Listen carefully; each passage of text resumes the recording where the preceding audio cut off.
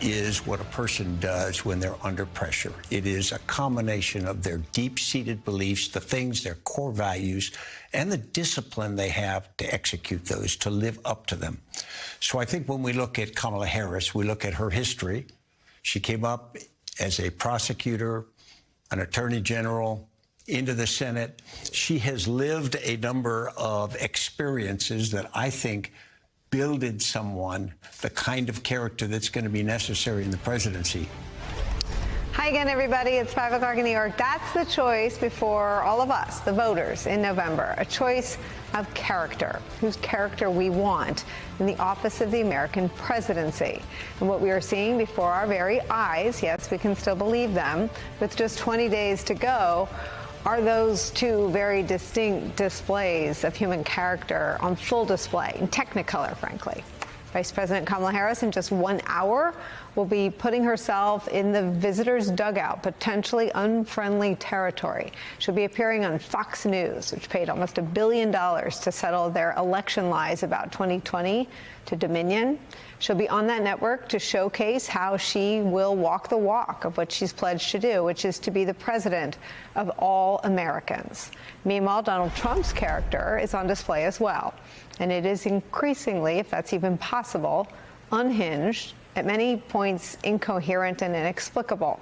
He was on that same network, Fox News, a couple hours ago, speaking at a town hall with a woman in a county in Georgia where he won 65% of the vote in 2020, and this is what he said.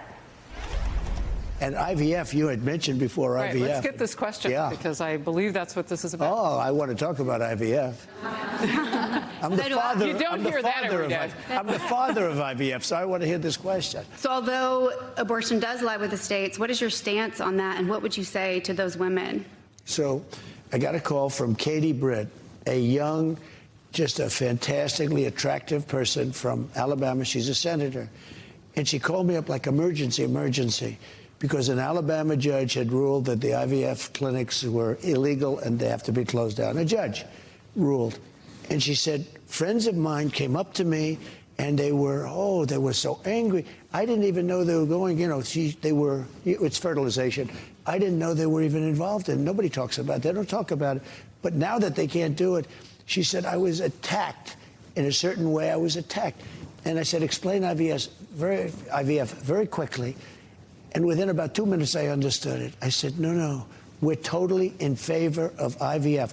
I came out with a statement within an hour, a really powerful statement with some experts, really powerful. And we went totally in favor. The Republican Party, the whole party, Alabama legislature, a day later overturned, meaning approved it, overturned, the judge essentially approved it. And we really are the party for IVF. We want fertilization, and it's all the way. And the Democrats tried to attack us on it, and we're out there on IVF even more than them. So we're totally in favor of it. I'd be here till 8 if I had to fact check all of that. I will get to some of it. It's nonsense. Just complete and utter nonsense. We played it for you in full because if that's what you're after, with 19 days to go, we don't want you to see an edited version of Run Fox. We want you to see all of that, starting with the fantastically attractive person who explained IVF to him in 2 hours. And he was, 2 minutes, I'm sorry. Now, this self-proclaimed, quote, very stable genius, calling himself the, quote, father of fertility, of IVF, which actually started in 1978, mind you. Something he admitted to learning about on a phone call from this attractive senator in 2 minutes. That's where we are.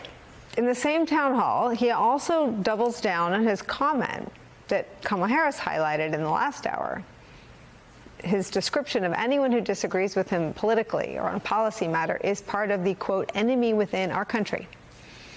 And then he talked about making donuts, like the things you eat. Well, at least I eat, when talking about energy production. And then at a rally last night, he went into this rant about Vice President Kamala Harris. Did you see when her teleprompter crashed last night?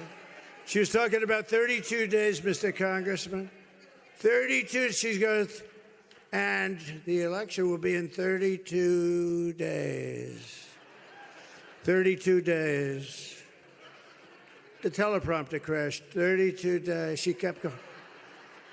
I would have loved to. You know, it kicked back in. It's called a kickback. Like some people know a lot about a kickback.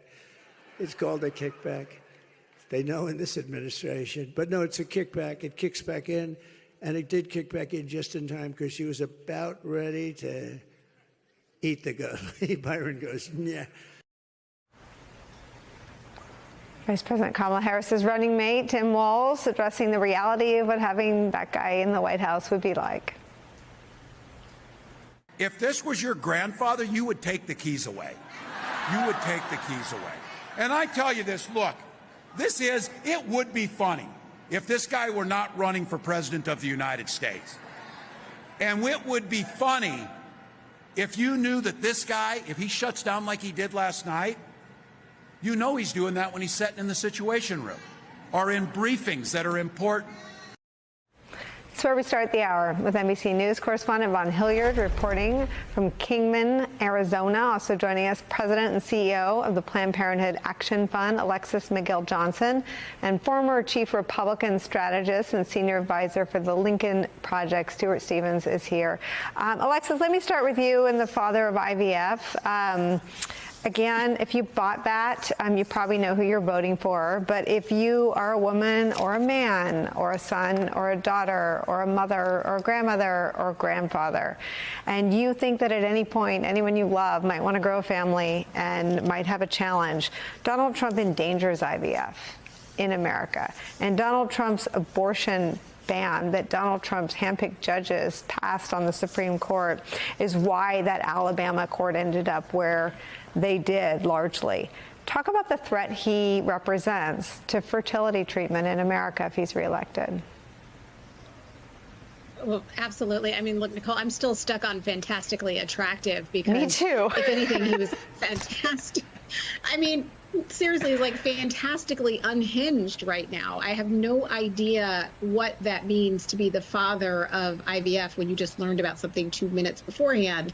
What I do know is that weekend when that Supreme Court justice in the state of Alabama came out with that ruling, really trying to lean into fetal personhood and starting a pathway to really undo our rights even further. You know, there were families that were waiting for embryo transfers. You know, there were families that could not get those embryos out of state because the whole apparatus around the IVF structure got nervous because of the danger of these abortion bans and then the freedom that these judges who are propagating an ideology well beyond ending abortion were starting to entail. So we know what is at stake in this election. We know that, you know, Trump's abortion bans have put in jeopardy contraception and IVF. They have literally led to the deaths of people like Amber Thurman and Candy Miller.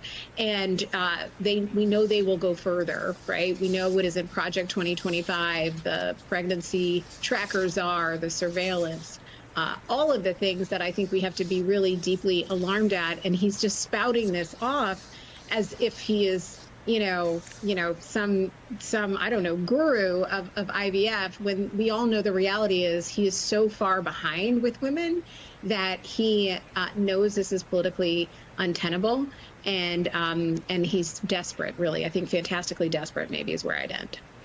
Yeah, and I mean, Alexis, he was in front of his own supporters, a handpicked group of Trump supporters, and so I don't know why he's trying to clean up the problem that he has around this issue. Let me show you how Vice President Harris responded to those comments.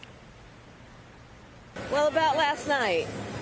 So Donald Trump, I found it to be quite bizarre, actually called himself the father of IVF.